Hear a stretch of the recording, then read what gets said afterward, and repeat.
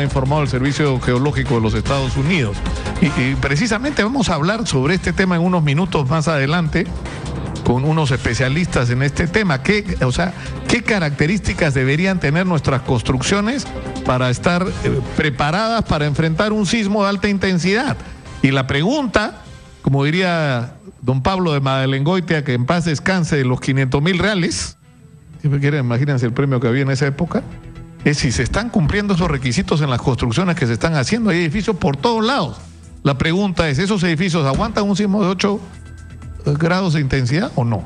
Bueno, eso vamos a hablar más adelante. Pero ahora está en nuestros estudios don Pedro Castillo Terrones, el profesor Pedro Castillo Terrones, dirigente de los SUTES de base en todo el país, que están en proceso de constitución de un sindicato legal y formalmente reconocido. Bienvenido, profesor Castillo. Muy buenos días, mi estimado Nicolás. Un abrazo en nombre de los maestros. Saludar a todo el país, a todos nuestros padres de familia, a nuestros estudiantes y al magisterio en su conjunto. Un abrazo combativo. Ahora, comencemos por el tema ¿cómo va una contradicción que se generó cuando ocurrió la huelga? Es que había un sindicato legalmente constituido y había una huelga que no tenía nada que ver con este sindicato formalmente constituido y que generó una nueva dirigencia surgida desde las bases de los maestros.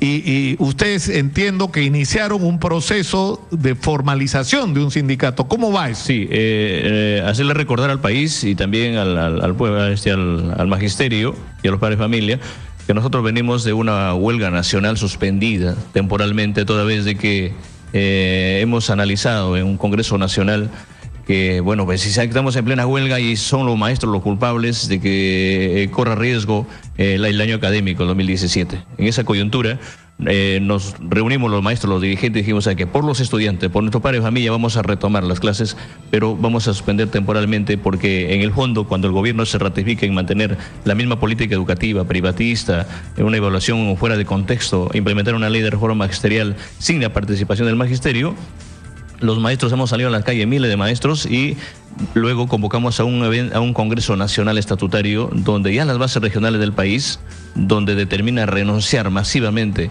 a Patria Roja, al CEN de SUTEP, y conformar ya la Federación Nacional de Trabajadores en el sector de educación. Así se llama, Federación Nacional de Trabajadores en Educación. Donde no están solamente los maestros, los que hacemos la labor pedagógica, sino también están los auxiliares de educación, los maestros cesantes y jubilados, los directores, los maestros interinos, ¿no? Incluso también en esta federación van a participar los mismos padres de familia, ¿no? Abierto también para los estudiantes que están en los centros de educación superior, ¿no? Entonces, en ese contexto, estamos avanzando ya con toda la documentación. Esta semana vamos a tener alguna noticia referente ya a la formalidad de la federación.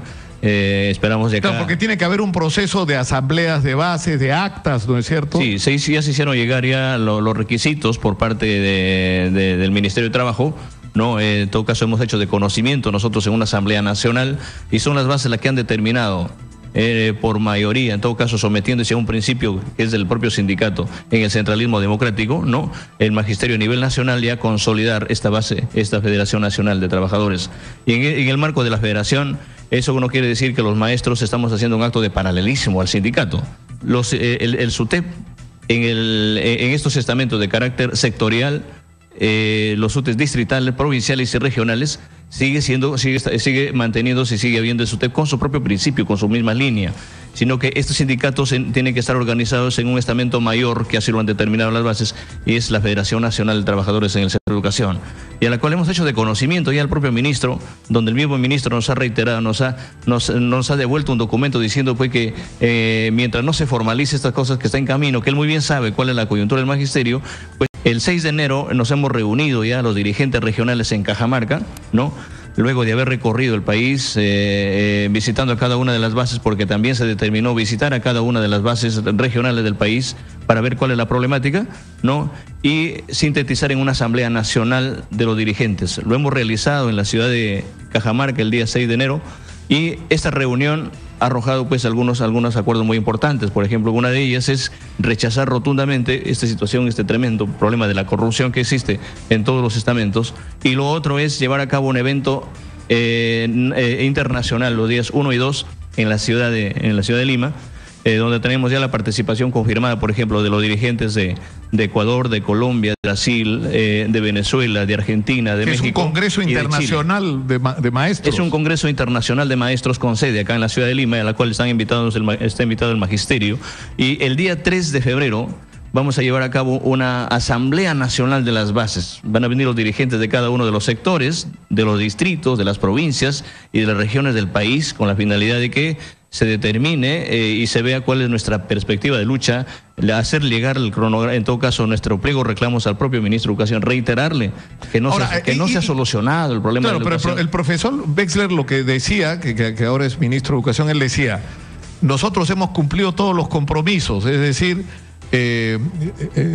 la asignación de estos 200 millones para ¿no es cierto?, para la deuda social que hay con los maestros, que para los que no conocen es el dinero que el Estado les debe a los maestros, que es increíble, ¿no es cierto? Que es una migaja. Nosotros ya lo habíamos dicho en un inicio, a través de los voceros en el diálogo, que 200 millones solo le corresponde a una... O sea, ¿se tiene calculado cuánto le deben a los maestros? Es incalculable. En todo caso, las UGELes tienen que hacer un sinceramiento, y por eso te acaba un llamado también al ministro Wexler, que ordene las UGELes. Tremenda corrupción que está pasando en las UGELes, en la DRE, ¿no? Y que baje de su pupitre y vaya allá, ¿no? Allá donde están las instituciones educativas, donde los muchachos no tienen a veces en algunos lugares, ni siquiera tienen local propio.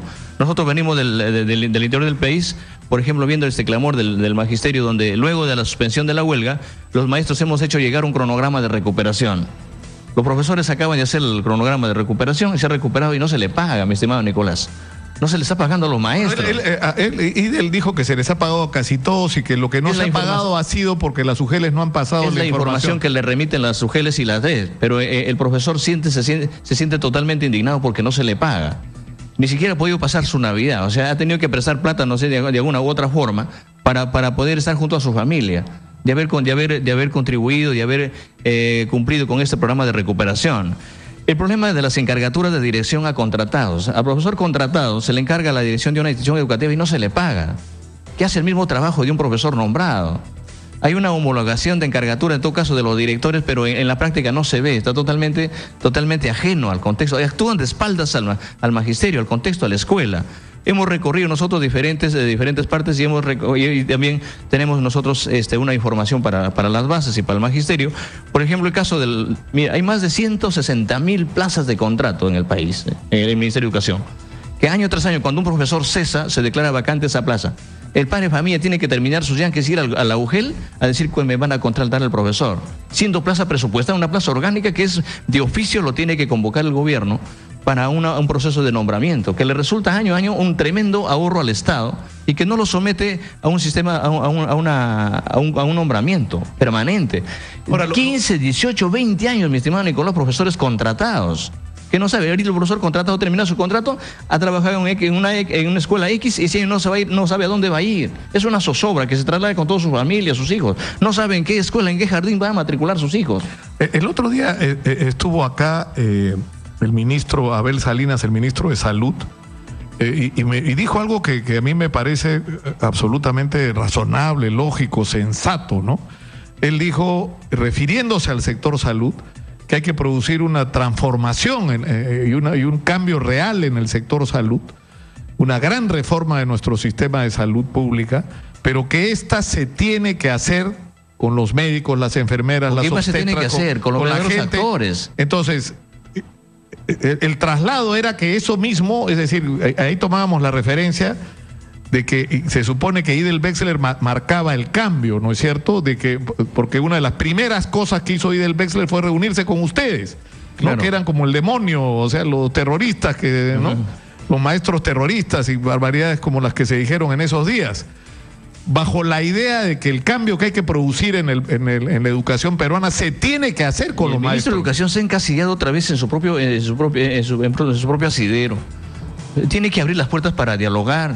¿Por qué no se dialoga? Porque inclusive acá invitarle al mismo ministro que no solamente se puede dialogar en Lima. Hagamos unas reuniones descentralizadas con las bases, donde participan los padres de familia, que participen los alcaldes, los propios gobiernos regionales, que también están en la responsabilidad de asumir este papel de la educación, ¿no? El problema que está haciendo el gobierno, dice, ¿sabe que yo dialogo con los verdaderos dirigentes? con gente que no tiene que no llevan la voz del magisterio, y es más, está haciendo una estafa porque se le está pagando a dirigentes que ni siquiera tienen bases y no tienen escuela, no están trabajando.